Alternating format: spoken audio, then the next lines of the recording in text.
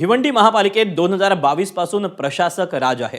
शहरातील अनेक प्रश्न वर्षानुवर्ष प्रलंबित असल्याचे इथल्या नागरिकांचं म्हणणं आहे। स्वच्छता, शिक्षण, वाहतूक कोंडी, आरोग्य सुविधा, रस्त्यांची दुरावस्था अशा अनेक प्रश्नांवर इथल्या नागरिकांनी नाराजी व्यक्त केली। निवडणुकीपूर्वी कामं केली जातात आणि नंतर उमेदवार गायब होतात असा आरोप इथले नागरिक करतायत। पाहूया।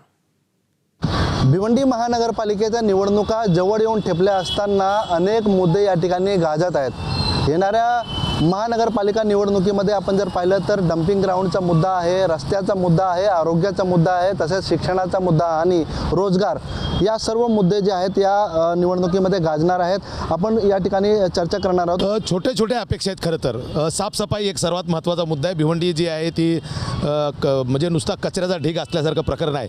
रस्त्यावर इकडे तिकडे सगळीकडे कचरे पडलेले आहेत। त्याशिवाय गटर जे आहे त्या तुंबलेल्या आहेत, त्या साफ होत नाही आहेत। ते त्या नगरपालिकेने करावा। सर्वात महत्त्वाचा विषय म्हणजे आता नगरपालिकेचं इलेक्शन लागते त्यावेळी नुसती चर्चा होते की साफसफाई आणि गटर। शिक्षण जे आहे, नगरपालिकेची शिक्षण व्यवस्था इतकी खराब आहे त्याच्यावर कोणी काही बोलायला तयार नाही आणि ह्या सगळ्या अपेक्षा आहेत आमच्या की बाबा हे झालं पाहिजे। डंपिंग ग्राउंड तर पाहिजेच की शहराचा इतका कचरा निघतो, ते कुठंतरी एखादा बारका खड्डा बघतात एरियामध्ये आणि त्या खड्ड्यामध्ये महानगरपालिकेचा कचरा नेऊन टाकतात आणि तिथले जी माणसं आहे स्थानिक त्यांना इतका त्रास आहे तरी बी तो त्रास त्यांना झेलावा लागतो आणि ते आजारी पडल्यानंतर त्यांना व्यवस्था किंवा आजार नीट करण्यासाठी जी सरकारी सुविधा फॅसिलिटी पाहिजे ते पण भेटत नाही आहे। आपल्या भिवंडीचा रस्ता म्हणजे आपल्याला पाहिजे की मोठा व्हायला पाहिजे, परंतु त्या नियमप्रमाणे होत नाही ते सगळं। आणि आम्ही मत टाकताना आमच्या डोक्यामध्ये असतो की एखादा आपला माणूस निवडून येणार तर आमच्यासाठी ते एज्युकेशनवर काय बोलणार आहे, ते शहराचा आपल्या क्लिनिंगसाठी काय बोलणार आहे, परंतु ते सगळं करत नाही। एकदा इलेक्शन निवडून आले ते मग त्याच्यानंतर ते सगळे विसरून जातात ते। आणि आमचं असं मत आहे की आम्हाला एक स्वच्छ आपला एरिया पाहिजे आणि एज्युकेशनवर बोलणारा कुठला तरी माणूस पाहिजे आणि तो माणूस भेटत नहीं हमारा।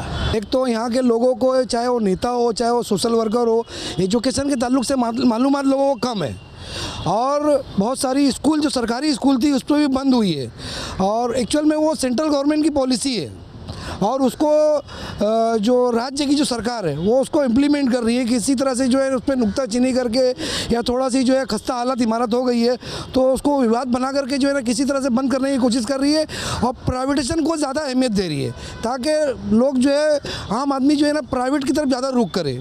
आने वाले नगर सेवक से यही है कि अपना जो है अपना वार्ड को संभाले और ये जो वाटर मीटर गटर ये इसके अलावा उनको और कुछ नहीं आता है। यहाँ पे कितनी स्कूलें बंद हो गई है, कितने लोग गरीब लोग स्कूल अपने बच्चों को पढ़ा नहीं पा रहे, बड़े से बड़े लोग मतलब सब रिश्वत खो रहे। इधर कोई कायदे का नहीं है। बच्चों को लेके जाओ स्कूल में तो डोनेशन सबसे पहले मांगते हैं। डोनेशन जिसके पास नहीं, गरीब बच्चे पढ़ नहीं पा रहे। आज भी कितने घरों में आप देखो कितने बच्चे बैठे पढ़ नहीं पा रहे, जिनको पढ़ने की हाउस है तो वो क्या करेंगे, ये नगर सेवक क्या करेंगे। ते नगरसेवक ऑफिस तर ते आमच्या म्हणणं असतं ते जो मताची किंमत होती की नाही, ते माणूस मत देतात, मत पक्ष सोडून मत देतात ना।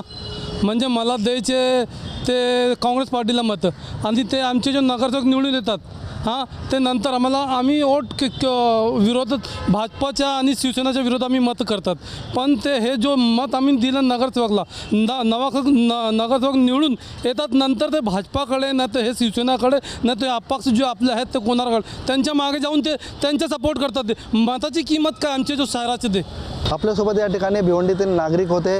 भिवंडीतील नागरिकांनी महानगरपालिकेच्या निवडणुकीसंदर्भात अनेक मुद्दे उपस्थित केले, ज्यामध्ये शिक्षणाचा मुद्दा असेल, आरोग्याचा प्रश्न असेल, रस्त्यांचा असेल, वाहतूक कोंडीचा प्रश्न असेल, शिवाय शाळा ज्या बंद पडत आहेत त्याचा असेल आणि सध्या गाजत असलेला डंपिंग ग्राउंडचा मुद्दा देखील या ठिकाणी नागरिकांनी उपस्थित केला। आणि येणाऱ्या निवडणुकीमध्ये चांगले नगरसेवक निवडून जावेत आणि त्यांनी ही सर्व प्रश्नांची उत्तरं आणि सोल्युशन काढावा अशी मागणी त्यांनी व्यक्त केलेली आहे। अनिल वर्मा, एबीपी माझा, भिवंडी।